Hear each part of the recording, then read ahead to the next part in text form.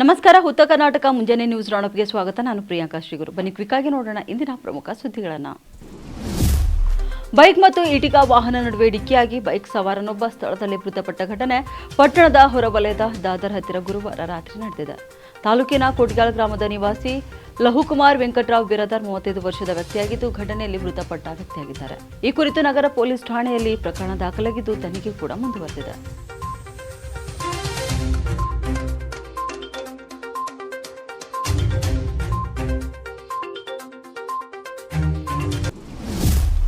ಕರ್ನಾಟಕದಲ್ಲಿ ಸಿದ್ದರಾಮಯ್ಯ ಮುಖ್ಯಮಂತ್ರಿ ಸ್ಥಾನದ 2.5 ವರ್ಷಗಳ ಅವಧಿ ಪೂರ್ಣಗೊಳ್ಳುತ್ತಿದ್ದಂತೆ ಕಾಂಗ್ರೆಸ್ನಲ್ಲಿ ಅಧಿಕಾರ ಹಂಚಿಕೆ ಚರ್ಚೆ ಮತ್ತೆ ಮುನ್ನೆಲೆಗೆ ಬಂದಿದೆ. 5 ವರ್ಷಗಳ ಕಾಲ ಮುಖ್ಯಮಂತ್ರಿಯಾಗಿ ಮುಂದುವರಿಯುವುದಾಗಿ ಸಿದ್ದರಾಮಯ್ಯ ಪುನರುಚ್ಚರಿಸಿದ್ದಾರೆ. ಇದಕ್ಕೆ ಡಿಕೆ ಶಿವಕುಮಾರ್ ಅವರು ಬಹಳ ಸಂತೋಷ. ಯಾರು ಇಲ್ಲ ಅಂದವರು ನಾವು ಯಾರು ಅವರು ಸಿಎಂ ಆಗಿರಲ್ಲ ಅಂತ ಹೇಳಿಲ್ಲ, ಪ್ರಶ್ನೆ ಮಾಡಿಲ್ಲ. ಅವರಿಗೆ ಸಿಎಂ ಆಗಿ ನಮ್ಮ ಪಕ್ಷ ಜವಾಬ್ದಾರಿ ಕೊಟ್ಟಿದ್ದೇವೆ, ನಾವೆಲ್ಲ ಜೊತೆಯಾಗಿ ಕೆಲಸ ಮಾಡ್ತೇವೆ ಎಂದು ಮಾರ್ಮಿಕವಾಗಿ ಹೇಳಿದ್ದಾರೆ.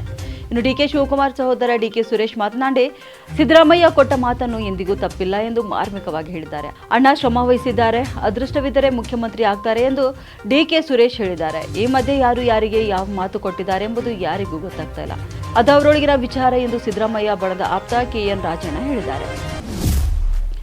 ಬಾಹ್ಯಾಕಾಶದಿಂದ ಬೆಂಗಳೂರಿಗೆ ಬರುವುದು ಸುಲಭ, ಆದರೆ ಮಾರತಹಳ್ಳಿಯಿಂದ ಮಾದವರಕ್ಕೆ ಹೋಗುವುದು ತುಂಬಾ ಕಷ್ಟ ಎಂದು ಗಗನಯಾತ್ರಿ ಶುಭಾಂಶು ಶುಕ್ಲಾ ಸಚಿವ ಪ್ರಿಯಾಂಕ್ ಖರ್ಗೆ ಎದುರೇ ನಗೆ ಚಟಾಕಿ ಹಾರಿಸಿದರು. ಬೆಂಗಳೂರು ಹೊರವಲಯದ ನೆಲಮಂಗಲ ಬಳಿಯ ಬಿಐಇಸಿಯಲ್ಲಿ ನಡೆಯುತ್ತಿರುವ ಬೆಂಗಳೂರು ತಂತ್ರಜ್ಞಾನ ಶೃಂಗಸಭೆಯಲ್ಲಿ ಪಾಲ್ಗೊಂಡು ಅವರು ಮಾತನಾಡಿದ್ದಾರೆ. ಮಾರತಹಳ್ಳಿಯಿಂದ ಮಾದವರ ತಲುಪುವ ಸಮಯಕ್ಕಿಂತ ಬೇಗ ಬಾಹ್ಯಾಕಾಶವನ್ನೇ ತಲುಪಬಹುದು ಎಂದು ಅವರು ಹೇಳಿದ್ದಾರೆ. ಇದಕ್ಕೆ ಪ್ರತಿಕ್ರಿಯಿಸಿದ ಪ್ರಿಯಾಂಕ್ ಖರ್ಗೆ ಇನ್ಮುಂದೆ ಇಷ್ಟೊಂದು ಸಂಚಾರ ದಟ್ಟಣೆ ಆಗದಂತೆ ನೋಡಿಕೊಳ್ತೇವೆ ಎಂದು ಭರವಸೆ ಕೂಡ ನೀಡಿದ್ದಾರೆ. ಇನ್ನು ಗ್ರೂಪ್ ಕ್ಯಾಪ್ಟನ್ ಶುಕ್ಲಾ ಭಾರತೀಯ ವಾಯುಪಡೆಯಲ್ಲಿ ಅಧಿಕಾರಿ ಮತ್ತು ಪೈಲಟ್ ಆಗಿ ಸೇವೆ ಸಲ್ಲಿಸುತ್ತಿದ್ದಾರೆ. 2027ರಲ್ಲಿ ಉಡಾವಣೆ ಮಾಡಲು ಯೋಜಿಸಲಾದ ಭಾರತದ ಚೊಚ್ಚಲ ಮಾನವ ಬಾಹ್ಯಾಕಾಶ ಹೋರಾಟ ಕಾರ್ಯಾಚರಣೆಯಾದ ಗಗನಯಾನಕ್ಕೆ ಆಯ್ಕೆಯಾದ ಮತ್ತು ತರಬೇತಿ ಪಡೆದ 4 ಗಗನಯಾತ್ರಿಗಳಲ್ಲಿ ಕೂಡ ಅವರು ಒಬ್ಬರಾಗಿದ್ದಾರೆ. ಇನ್ನು ಈ ವರ್ಷದ ಬೆಂಗಳೂರು ತಂತ್ರಜ್ಞಾನ ಶೃಂಗಸಭೆಯ ಪ್ರಮುಖ ಅಂಶವಾದ ಫ್ಯೂಚರ್ ಮೇಕರ್ಸ್ ಕಾನ್ಕ್ಲೇವ್ ಸಾವಿರಾರು ಭಾಗವಹಿಸುವವರನ್ನು ಆಕರ್ಷಿಸಿತು. ಬಾಹ್ಯಾಕಾಶ ಕ್ಷೇತ್ರಗಳಲ್ಲಿ ಹಲವು ನವೋದ್ಯಮಗಳು ಆರಂಭವಾಗಿವೆ. ಇನ್ನು ಸಾಕಷ್ಟು ಅವಕಾಶಗಳು ಕೂಡ ಇವೆ. ವಿಕಸಿತ ಭಾರತದ ಬಾಹ್ಯಾಕಾಶ ಕ್ಷೇತ್ರದಲ್ಲಿ ಸಾಕಷ್ಟು ಅವಕಾಶಗಳು ಕೂಡ ಇವೆ ಎಂದು ತಿಳಿದುಬಂದಿದೆ. ಸಂಸತ್ ಚಳಿಗಾಲದ ಅಧಿವೇಶನ ಡಿಸೆಂಬರ್ 1ರಿಂದ ಪ್ರಾರಂಭವಾಗುತ್ತಿರುವ ಹಿನ್ನೆಲೆಯಲ್ಲಿ ಕೇಂದ್ರ ಸರ್ಕಾರ ನವೆಂಬರ್ 30ರಂದು ಸರ್ವಪಕ್ಷ ಸಭೆ ಕರೆದಿದೆ. ಸಂಸತ್ತಿನ ಚಳಿಗಾಲ ಸುಸೂತ್ರವಾಗಿ ನಡೆಯುವಂತೆ ಎಲ್ಲಾ ಪಕ್ಷಗಳಲ್ಲಿ ಮನವಿ ಮಾಡಲಾಗುತ್ತದೆ. ಈ ಸಭೆಯು ಎಲ್ಲ ರಾಜಕೀಯ ಪಕ್ಷಗಳ ಸದನ ನಾಯಕರನ್ನ ಒಟ್ಟುಗೂಡಿಸಿ ಚರ್ಚೆ ಕೂಡ ನಡೆಸಲಿದೆ. ಇನ್ನು ಸಂಸದೀಯ ವ್ಯವಹಾರಗಳ ಸಚಿವ ಕಿರಣ್ ರಿಜಿಜು ಅವರು ಬೆಳಗ್ಗೆ 11 ಗಂಟೆಗೆ ಸಭೆಗೆ ಆಹ್ವಾನಿಸುವಂತೆ ಔಪಚಾರಿಕವಾಗಿ ಸದನದ ನಾಯಕರಿಗೆ ಪತ್ರ ಬರೆದಿದ್ದಾರೆ. ಅಧಿವೇಶನಕ್ಕೆ ಮುಂಚಿತವಾಗಿ ಎಲ್ಲಾ ಕಡೆಯಿಂದ ಸಹಕಾರ ಪಡೆಯಲು ಮತ್ತು ಕಳವಳಗಳನ್ನು ಪರಿಹರಿಸಲು ಈ ಸಭೆಯನ್ನು ಒಂದು ಅವಕಾಶವಾಗಿ ಬಳಸಿಕೊಳ್ಳುವ ಗುರಿಯನ್ನು ಸರ್ಕಾರ ಹೊಂದಿದೆ ಎಂದು ತಿಳಿದುಬಂದಿದೆ. ಇನ್ನು ಚಳಿಗಾಲದ ಅಧಿವೇಶನವು ಡಿಸೆಂಬರ್ 1ರಿಂದ 19ರವರೆಗೆ 19 ದಿನಗಳವರೆಗೆ ನಡೆಯಲಿದ್ದು, ಆದರೆ ಕೇವಲ 15 ಅಧಿವೇಶನಗಳನ್ನು ಒಳಗೊಂಡಿದೆ. ಈ ಅಧಿವೇಶನವು ಸಂಸತ್ತಿನ ಹಿಂದಿನ ಚಳಿಗಾಲದ ಅಧಿವೇಶನಗಳಿಗಿಂತ ಕಡಿಮೆ ಅವಧಿಯದ್ದಾಗಿರುತ್ತದೆ. ಇನ್ನು ಸರ್ಕಾರವು ರಚನಾತ್ಮಕ ಮತ್ತು ಅರ್ಥಪೂರ್ಣ ಅಧಿವೇಶನವನ್ನು ಎದುರು ನೋಡುತ್ತಿದೆ ಎಂದು ಹೇಳಿದ ರಿಜಿಜು, ಅಂತಹ ಅಧಿವೇಶನವು ನಮ್ಮ ಪ್ರಜಾಪ್ರಭುತ್ವವನ್ನು ಬಲಪಡಿಸುತ್ತವೆ ಮತ್ತು ಜನರ ಆಕಾಂಕ್ಷೆಗಳನ್ನು ಪೂರೈಸುತ್ತದೆ ಎಂದು ಹೇಳಿದ್ದಾರೆ. ಅಧಿವೇಶನದ ಸಮಯದಲ್ಲಿ ವಿಶೇಷವಾಗಿ 12 ರಾಜ್ಯಗಳು ಮತ್ತು ಕೇಂದ್ರಾಡಳಿತ ಪ್ರದೇಶಗಳಲ್ಲಿ ನಡೆಯುತ್ತಿರುವ 2ನೇ ಹಂತದ ಮತದಾರರ ಪಟ್ಟಿಗಳ ವಿಶೇಷ ತೀವ್ರ ಪರಿಷ್ಕರಣೆಗೆ ಸಂಬಂಧಪಟ್ಟಂತಹ ವಿಷಯಗಳ ಕುರಿತು ವಿರೋಧ ಪಕ್ಷಗಳ ಪ್ರತಿಭಟನೆಗಳು ನಡೆಯುವ ನಿರೀಕ್ಷೆ ಇದೆ. ಮತ್ತೊಂದೆಡೆ ಸರ್ಕಾರವು 129 ಮತ್ತು 130ನೇ ಸಾಂವಿಧಾನಿಕ ತಿದ್ದುಪಡಿ ಮಸೂದೆಗಳು, ಸಾರ್ವಜನಿಕ ಟ್ರಸ್ಟ್ ಮಸೂದೆ ಮತ್ತು ದಿವಾಳಿತನ ಹಾಗೂ ದಿವಾಳಿತನದ ಮಸೂದೆ ಸೇರಿದಂತೆ ಹಲವಾರು ಮಹತ್ವದ ಶಾಸನಗಳನ್ನು ಅಂಗೀಕರಿಸುವತ್ತ ಗಮನ ಹರಿಸುವ ನಿರೀಕ್ಷೆ ಕೂಡ ಇದೆ. ಇನ್ನು ಸಂಸತ್ತು ಕೊನೆಯ ಬಾರಿಗೆ 2013ರಲ್ಲಿ ಸಣ್ಣ ಚಳಿಗಾಲದ ಅಧಿವೇಶನವನ್ನು ನಡೆಸಿತ್ತು. ಇದು 14 ದಿನಗಳ ಕಾಲ, ಅಂದರೆ ಡಿಸೆಂಬರ್ 5ರಿಂದ 18ರವರೆಗೆ ನಡೆದಿತ್ತು. ಬೆಂಗಳೂರಿನಲ್ಲಿ 7 ಕೋಟಿ ರೂಪಾಯಿ ದರೋಡೆ ಪ್ರಕರಣ ಸಂಬಂಧಪಟ್ಟಂತೆ ದರೋಡೆಕೋರರ ಹೆಡೆಮುರಿ ಕಟ್ಟಲು ಗೃಹ ಸಚಿವ ಡಾಕ್ಟರ್ ಜಿ ಪರಮೇಶ್ವರ್ ಕೊಟ್ಟಿದ್ದ 24 ಗಂಟೆಯ ಗಡುವು ಮುಗಿದಿದೆ. ಆದರೆ ಈವರೆಗೆ ದರೋಡೆಕೋರರ ಸುಳಿವು ಮಾತ್ರ ಸಿಕ್ಕಿದೆ. ಆರೋಪಿಗಳ ಫೋಟೋ ಬಿಡುಗಡೆ ಮಾಡಲಾಗಿದೆ, ಆದರೆ ಹಣ ದೋಚಿದವರು ಎಲ್ಲಿಗೆ ಹೋಗಿದ್ದಾರೆ, ಹಣ ಎಲ್ಲಿದೆ ಎಂಬುದು ಮಾತ್ರ ಪತ್ತೆಯಾಗಿಲ್ಲ. ಇನ್ನು ಪೊಲೀಸರು ದರೋಡೆಗೆ ಸಂಬಂಧಪಟ್ಟಂತೆ ಒಬ್ಬೊಬ್ಬರಾಗಿ ಶಂಕಿತರನ್ನ ಬಂಧಿಸುತ್ತಿದ್ದಾರೆ. ಈ ಮಧ್ಯೆ ಈ ಪ್ರಕರಣದ ದಿಕ್ಕನ್ನೇ ಬದಲಿಸುವಂತ ರೋಚಕ ಒಂದು ಬೆಳವಣಿಗೆ ನಡೆದಿದೆ. ಇಡೀ ದರೋಡೆಯ ಮಾಸ್ಟರ್ ಮೈಂಡ್ ಓರ್ವ ಪೊಲೀಸ್ ಕಾನ್ಸ್ಟೇಬಲ್ ಎಂಬ ಶಂಕೆ ಕೂಡ ಇಲ್ಲಿ ವ್ಯಕ್ತವಾಗಿದೆ. ಇನ್ನು ದರೋಡೆ ಪ್ರಕರಣ ಸಂಬಂಧಪಟ್ಟಂತೆ ಗೋವಿಂದಪುರ ಠಾಣೆಯ ಕಾನ್ಸ್ಟೇಬಲ್ ಅಣ್ಣಪ್ಪ ನಾಯ್ಕ್ ಎಂಬುವರನ್ನ ದಕ್ಷಿಣ ವಿಭಾಗದ ಪೊಲೀಸರು ಬಂಧಿಸಿದ್ದಾರೆ. ಅಣ್ಣಪ್ಪ ನಾಯ್ಕ್ ಇಡೀ ದರೋಡೆಯ ಮಾಸ್ಟರ್ ಮೈಂಡ್ ಎನ್ನಲಾಗ್ತಿದೆ. ಇವರೇ ಹುಡುಗರನ್ನ ದರೋಡೆಗೆ ಸಿದ್ಧಪಡಿಸಿದ್ರು ಎಂಬ ವಿಚಾರ ಕೂಡ ಪ್ರಾಥಮಿಕ ತನಿಖೆಯಲ್ಲಿ ಬಯಲಾಗಿದೆ. ಇನ್ನು ಕಮ್ಮನಹಳ್ಳಿ ಕಲ್ಯಾಣ ನಗರ ಹುಡುಗರ ಗ್ಯಾಂಗ್ ರೆಡಿ ಮಾಡಿದ್ದ ಕಾನ್ಸ್ಟೇಬಲ್ ಅಣ್ಣಪ್ಪ ನಾಯ್ಕ್ ದರೋಡೆ ಕುರಿತು ಪಕ್ಕಾ ತರಬೇತಿ ನೀಡಿದ್ರು, ಹೇಗೆ ರಾಬರಿ ಮಾಡಬೇಕು, ಹೇಗೆ ತಪ್ಪಿಸಿಕೊಳ್ಳಬೇಕೆಂದು ಕೂಡ ಟ್ರೈನಿಂಗ್ ಕೂಡ ಕೊಟ್ಟಿದ್ರು ಎಂದು ತಿಳಿದು ಬಂದಿದೆ. ಇನ್ನು ಪೊಲೀಸರು ಹೇಗೆ ಕೆಲಸ ಮಾಡ್ತಾರೆ ಎಂದು ಸಹ ಅವರು ತಿಳಿಸಿದ್ದಾರೆ ಎನ್ನಲಾಗ್ತಿದೆ.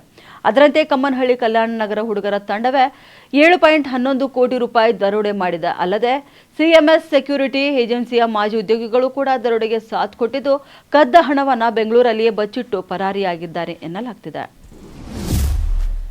ವಾಹನ ಸವಾರರಿಗೆ ರಾಜ್ಯ ಸರ್ಕಾರ ಮತ್ತೆ ಗುಡ್ ನ್ಯೂಸ್ ನೀಡಿದೆ. ಸಂಚಾರ ನಿಯಮ ಉಲ್ಲಂಘನೆ ಪ್ರಕರಣಗಳಲ್ಲಿ ಬಾಕಿ ಇರುವ ದಂಡ ಮೊತ್ತದ ಮೇಲೆ 50 ರಿಯಾಯಿತಿ ನೀಡಲು ಸರ್ಕಾರ ಅಧಿಕೃತ ಆದೇಶ ಹೊರಡಿಸಿದೆ. ರಾಜ್ಯದಾದ್ಯಂತ 50 ದಂಡ ರಿಯಾಯಿತಿ ಯೋಜನೆ ಜಾರಿಗೆ ಬರಲಿದ್ದು, ಈ ವಿಶೇಷ ಅವಕಾಶ ಡಿಸೆಂಬರ್ 12ರವರೆಗೆ ಮಾತ್ರ ಲಭ್ಯವಿರಲಿದೆ.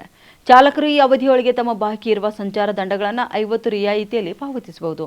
ಇನ್ನು ಸಂಚಾರ ದಂಡ ರಿಯಾಯಿತಿ ಕುರಿತಂತೆ ಸಾರಿಗೆ ಇಲಾಖೆ ಸರ್ಕಾರಕ್ಕೆ ಸಲ್ಲಿಸಿದ ಪ್ರಸ್ತಾವನೆಯನ್ನು ಪರಿಶೀಲಿಸಿದ ಬಳಿಕ ಸರ್ಕಾರವು ಅದನ್ನು ಅಂಗೀಕರಿಸಿ ತಕ್ಷಣ ಜಾರಿಗೆ ತರಲು ಆದೇಶ ಹೊರಡಿಸಿದೆ. ಕಳೆದ ಬಾರಿ ದಂಡ ರಿಯಾಯಿತಿ ನೀಡಿದಾಗ ಸರ್ಕಾರಕ್ಕೆ ಜನರಿಂದ ಉತ್ತಮ ಪ್ರತಿಕ್ರಿಯೆ ಲಭ್ಯವಾಗಿದ್ದ ಕಾರಣ ಮತ್ತೆ ಈ ಕ್ರಮ ಕೈಗೊಳ್ಳಲಾಗಿದೆ ಎಂದು ಮೂಲಗಳು ತಿಳಿಸಿವೆ. ಇನ್ನು ನವೆಂಬರ್ 21ರಿಂದ ಡಿಸೆಂಬರ್ 12ರವರೆಗೆ ಈ ರಿಯಾಯಿತಿ ಸಿಗಲಿದೆ. ಬಿಬಿಎಂಪಿ ಹೆಸರು ತೆಗೆದು ಗ್ರೇಟರ್ ಬೆಂಗಳೂರು ಅಥಾರಿಟಿ ಜಾರಿಗೆ ತಂದಿದ್ದ ಸರ್ಕಾರ ಇದೀಗ 5 ನಗರ ಪಾಲಿಕೆಗಳ ವಾರ್ಡ್ ಮೀಸಲಾತಿ ಪಟ್ಟಿಯನ್ನು ಬಿಡುಗಡೆ ಮಾಡಿದೆ. ಅಂತಿಮ ವಾರ್ಡ್ಗಳ ಪಟ್ಟಿ ಪ್ರಕಟಿಸಿರುವ ಸರ್ಕಾರ ಇದೀಗ ಈ ಹಿಂದೆ ಇದ್ದ 368 ಇದ್ದ ವಾರ್ಡ್ಗಳ ಸಂಖ್ಯೆಯನ್ನು 369ಕ್ಕೆ ಹೆಚ್ಚಿಸಿದೆ. ಬೆಂಗಳೂರು ಪಶ್ಚಿಮ ಪಾಲಿಕೆ ವ್ಯಾಪ್ತಿಯಲ್ಲಿ ಒಂದು ಹೆಚ್ಚುವರಿ ವಾರ್ಡ್ ಸೇರ್ಪಡೆ ಮಾಡಿದ್ದು 369 ವಾರ್ಡ್ಗಳಿಗೆ ಸೀಮಿತಗೊಳಿಸಲಾಗಿದೆ. ವಾರ್ಡ್ ಮೀಸಲಾತಿ ಪಟ್ಟಿ ಪ್ರಕಟಿಸಲು ಅಕ್ಟೋಬರ್ 15ರ ಒಳಗೆ ಸಾರ್ವಜನಿಕರು ಆಕ್ಷೇಪಣೆ ಸಲ್ಲಿಸಲು ಅವಕಾಶ ನೀಡಿತು.